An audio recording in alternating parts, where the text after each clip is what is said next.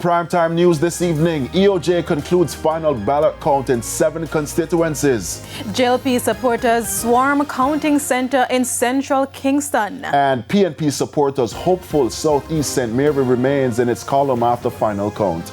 Good evening and welcome to Primetime News. We're live on air and online at onespotmedia.com. A special welcome also to our viewers on TVJ International in the Cayman Islands. I'm Anthony Logue.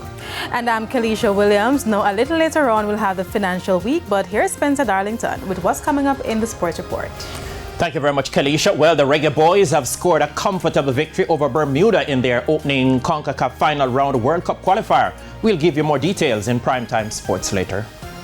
Can I say finally, Kalisha? Finally. Good performance. There's also sports commentary, E-Prime, and weather in this newscast. But before the break, the feedback question.